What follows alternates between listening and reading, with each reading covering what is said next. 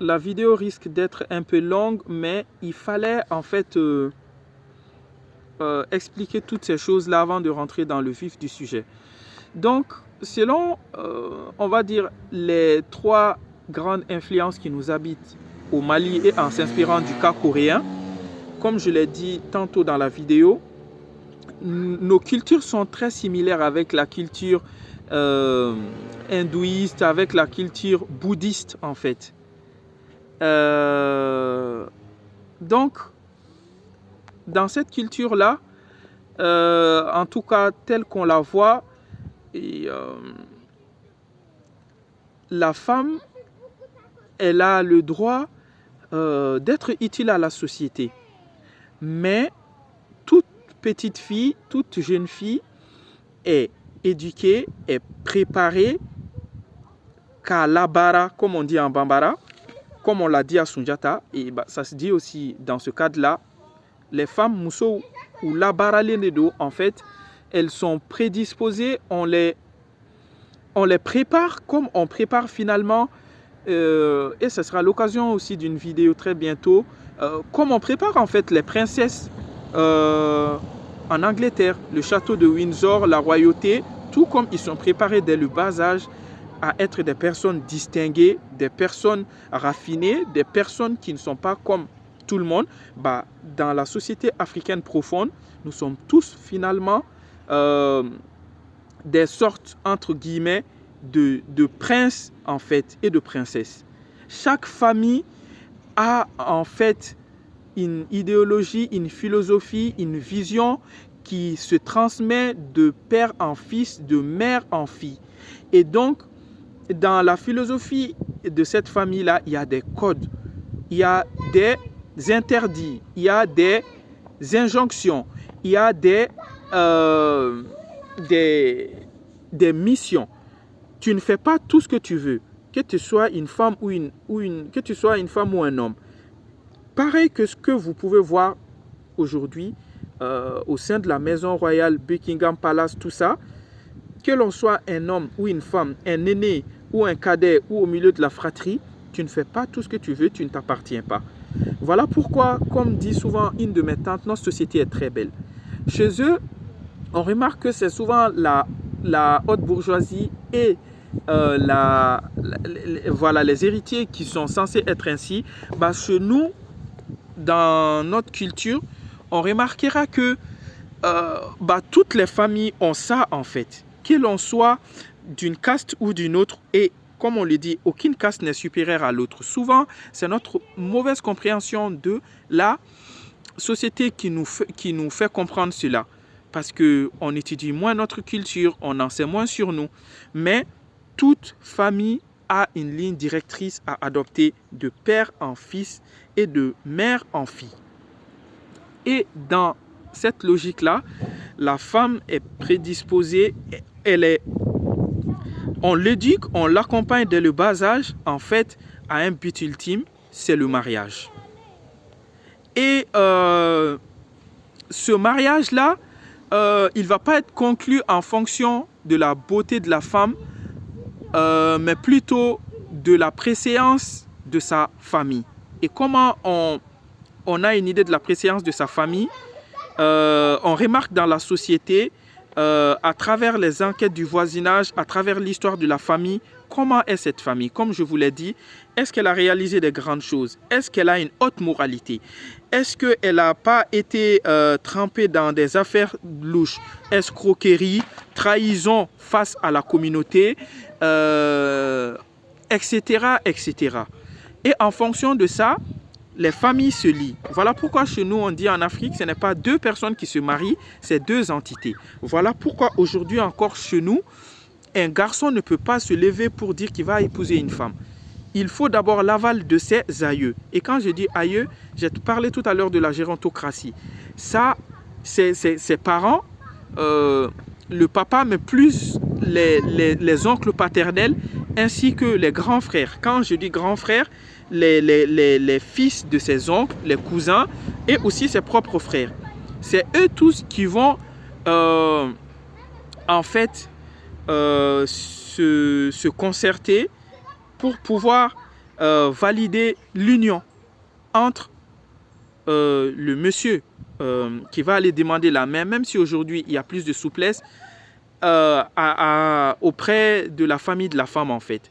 C'est-à-dire que même si tu es un homme, c'est toi qui dois épouser la femme, tu dois demander la main de la femme, il y a quand même plus grand que toi qui aura son mot à dire. Et même dans les démarches rituelles, culturelles, voilà, c'est ceux qui sont plus grands que toi qui vont être mis en avant et qui vont être au devant de la démarche, à savoir les oncles, les grands frères et aussi le griot de la famille. Ainsi de suite, etc., etc. Et donc, dans ce cadre-là, je reviens encore au vif du sujet. La femme est prédisposée, en fait, au mariage, à intégrer une famille dans laquelle elle n'a pas grandi, dont elle ne connaît pas forcément les codes. Il peut aussi y avoir les mariages, certes, entre cousins ou entre membres de la famille, cousins de premier degré, de deuxième ou de troisième degré. Mais voilà, elle est, en fait, sa plus grande mission de vie, selon notre société, c'est en fait quitter sa famille pour intégrer une famille, apprendre le fonctionnement de cette famille, s'aligner sur cette famille-là et finalement adopter et se faire adopter par cette famille-là pour pouvoir mettre en avant cette famille. Parce que la femme chez nous, contrairement à ce qu'on pense, elle est capitale dans le développement, le rayonnement d'une famille. Donc, elle est censée venir avec son savoir-faire, sa sagesse qu'ils lui ont appris ses mères, c'est-à-dire sa mère, ses sœurs, ses tantes, voilà, les femmes dans son entourage. Elle est censée amener cette sagesse-là dans la famille de son mari pour pouvoir les compléter, parce qu'ils sont à la base incomplets, s'aligner sur la philosophie de cette famille, la vision de cette famille, épouser cette vision, faire être un membre à part entière de cette famille-là. Et j'insiste beaucoup sur ce point parce que l'enfantement vient après. Parce que l'enfantement ne dépend ni de l'homme ni de la femme, mais de Dieu, de la providence. Donc l'enfantement vient après. L'enfantement devient finalement la récompense de cette union entre deux entités, deux individus, deux familles, comme je l'ai dit. Je préfère préciser que aussi, dans la famille de la femme, on ne donne pas comme ça la femme à n'importe qui. Les parents de la femme aussi vont se renseigner, enquêter, observer, analyser l'histoire de la famille du monsieur, du mari, de leur fille, comment ils se comportent, comment sont les femmes dans cette famille-là, comment sont les hommes dans cette famille-là, comment on traite la femme dans ces familles-là. Ces familles-là, est-ce qu'ils n'ont pas une réputation entachée par la trahison, la lâcheté, la paresse, autant de mauvaises choses. Donc l'idée c'est de mettre en couple, c'est de marier deux familles, deux membres d'une famille, deux personnes représentantes de deux familles qui ont finalement des visions assez similaires, assez proches, pour pouvoir encore se rapprocher d'un but ultime en fonction de leur philosophie, en fonction de cette citation-là qui caractérise chaque individu de cette famille. Si tu sais d'où tu viens, tu sauras où tu vas. Donc, si les familles ont la même vision de la vie, la même approche des choses, donc on épouse le mari et la femme issus des deux familles-là. Et donc, la femme aura réussi dans notre société africaine lorsqu'elle aura été mariée en fait. Mariée, lorsqu'elle aura épousé les convictions de cette famille-là, lorsqu'elle aura appris à connaître son mari, le pousser à être un grand homme. Et comme je l'ai dit, l'enfantement est quelque chose qui vient du ciel, c'est un don de Dieu, c'est un don du ciel, c'est un cadeau du ciel. Certains ne connaîtront pas l'enfantement. Ça peut être du côté de l'homme, ça peut être du côté de la femme, mais voilà.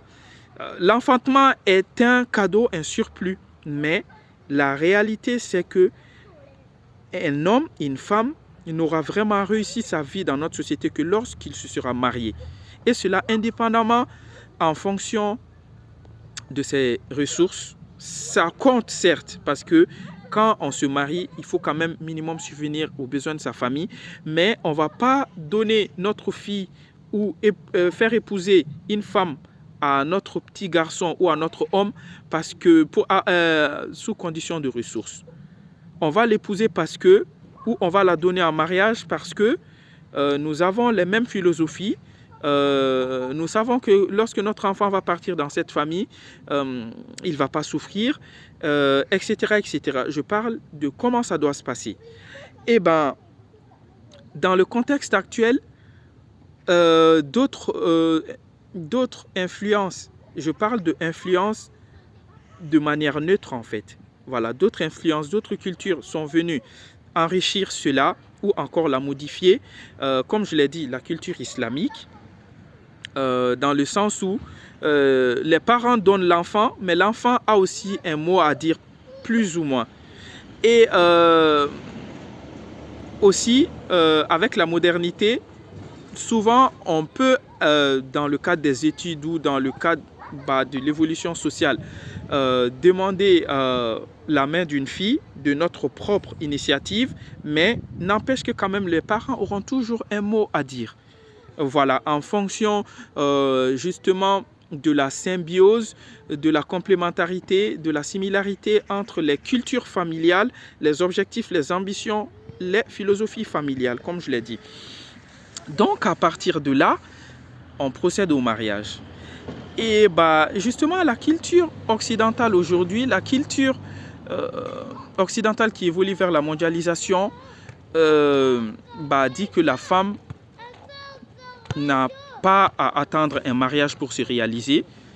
Selon cette culture mondialiste, un homme ne définit pas une femme n'a pas besoin d'un homme, une femme peut très bien réussir sa vie sans un homme. Et donc cette culture-là qui est en train de prendre le pas dans notre société montre finalement que entreprendre, ça ne sera pas la même chose qu'on soit une femme ou un homme. Dans le sens où comme je l'ai dit, une femme peut et doit même être utile à la société, mais son objectif principal n'est pas en fait cette réalisation économique, cette réalisation fidèle au capitalisme en fait. Donc comme on l'a dit, selon la société coréenne, une femme qui a une brillante carrière est une femme qui a tout raté. Et pourquoi elle aura tout raté en fait? Parce que dans la vie, quand on réussit brillamment quelque part, c'est parce qu'on aura délaissé autre part en fait. Or, comme on dit chez nous, le socle de la famille, c'est la femme. L'avenir de la famille, c'est la femme. Des enfants qui seront appelés à faire de grandes choses demain, c'est la femme. Ce n'est pas pour rien que dans notre culture, on a des icônes féminines. En fait,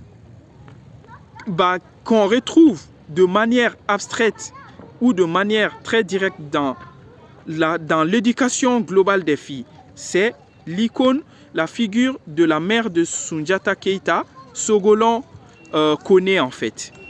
C'est vraiment l'archétype de la femme qui a tout réussi.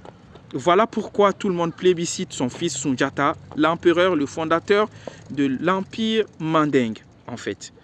Donc, on peut citer d'autres femmes comme la femme de Fakoli, qui n'est autre que le neveu de Soumaoro Kanté, qui est aussi une femme de gloire.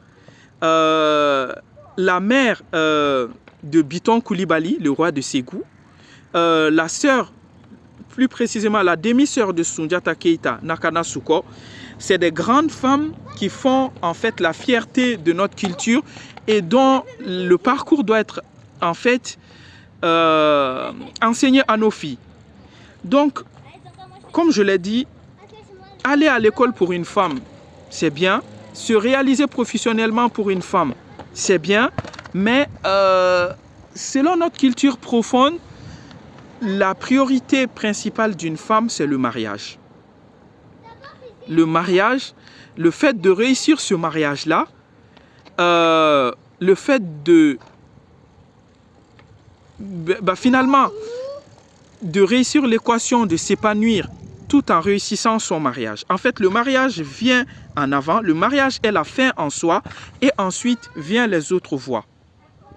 Après, comme je l'ai dit, c'est une vidéo qui peut heurter plus d'une personne, mais c'est en fait notre contrat social. Voilà pourquoi on dit même chez nous, le garçon reste dans la famille, mais la fille, elle est censée être éduquée, accompagnée, finalement dorlotée, parce qu'elle est de passage en fait. Elle va aller dans une autre famille où elle est destinée à rester, à demeurer, à fonder une autre existence, une nouvelle existence, à faire partie d'une autre famille. Elle sera des leurs là-bas. À un moment donné, elle ne sera plus d'un autre. C'est pas qu'on ne va plus l'aimer, c'est pas qu'on va se séparer d'elle, mais elle va quitter sa famille, son père, sa mère, ses frères, pour la famille de son mari.